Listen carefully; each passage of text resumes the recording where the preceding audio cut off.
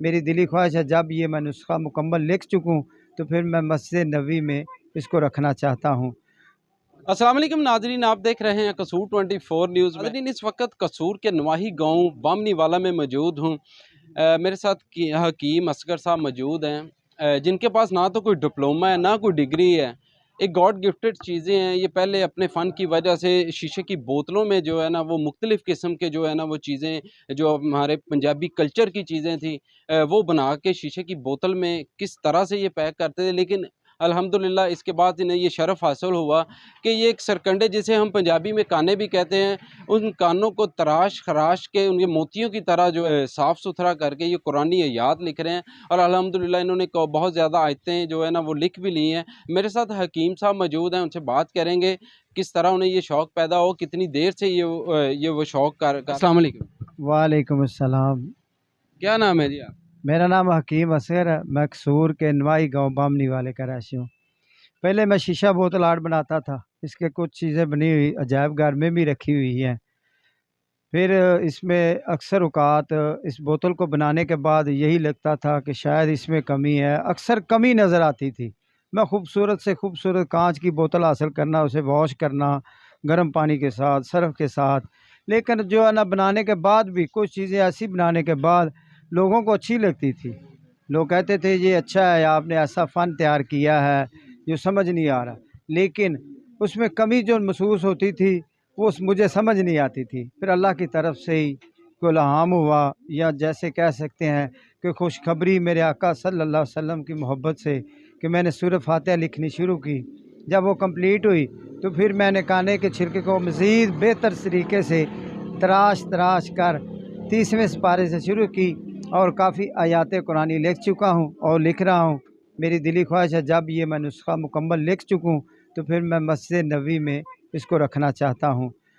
हकीम साहब, आप मुझे ये बताएं, जो जो शीशे की बोतलें में आपने ये चीज़ें पैक पैक की हुई हैं पंजाबी कल्चर में, जिस तरह ये मोटरसाइकिल है और भी मुख्तलिफ़ चीज़ें हैं, खैबर का भी आपने वो मुजस्मा इधर रखा हुआ है और चारपाई भी है, मुख्तलिफ़ चीज़ें हैं। किस तरह इन्हें आप पैक करते हैं और ये फ़न किसी से सीखा है या अपने तौर पे ये कर रहे हैं? मैं औरिया जान मकबूल साहब के पास गया था।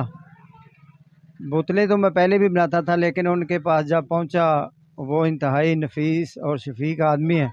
मैंने उनके लिए हरफ़ राज, जिससे वो कालम लिखते हैं, उन्होंने उधर मुझे बताया, बेटा इंसान को अल्लाह ताला 80 टैलेंट देकर पैदा करता है, जो इसमें निखार पैदा कर सके उसके लिए अल्लाह मज़ीद आसानियाँ पैदा करता है।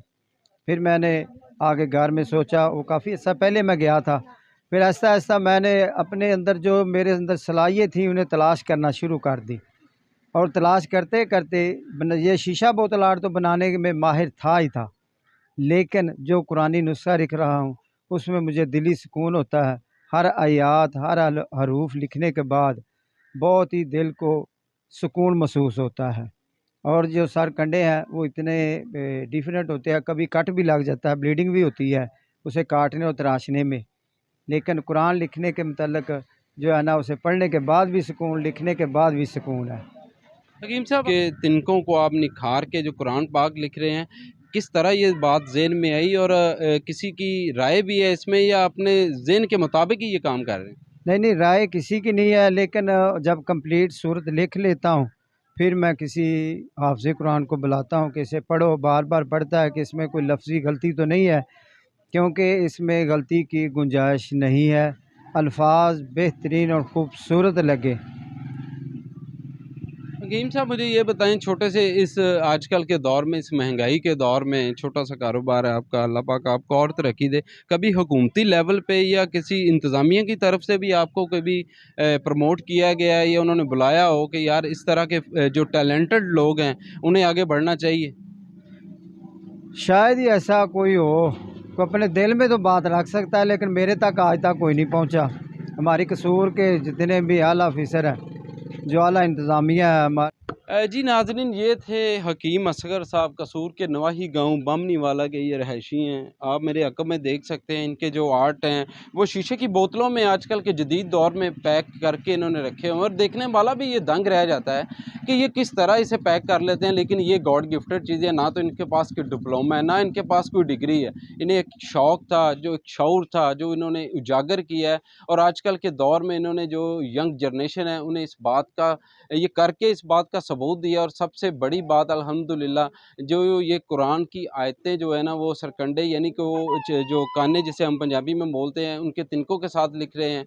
और माशाल्लाह ये काफ़ी आयतें लिख चुके हैं। इनका ये कहना है कि मेरी अल्हम्दुलिल्लाह ये ख्वाहिश है कि मैं ये मुकम्मल करके मस्जिद नबवी में रखूँ। अल्लाह पाक इनकी ये ख्वाहिश को पूरी करे। अपील है इंतज़ामिया से भी, हुकूमत वक़्त से भी, कि कम से कम ऐसे टैलेंटेड जो लोग हैं उन्हें आगे बढ़ने का मौका दिया जाए, ताकि अपने पाकिस्तान का ख़ुसूस बिलकसूर हज़रत सैयद बाबा बुल्ले शाह की धरती कसूर में इनका नाम रोशन हो, और हकीम असगर को जानने वाला भी कोई इस दुनिया में हो। इसी के साथ अपने मेज़बान को इजाज़त दीजिए और देखते रहिए कसूर 24 न्यूज़। अगले प्रोग्राम के साथ आपको नेक्स्ट मिलेंगे। अल्लाह हाफ़िज़।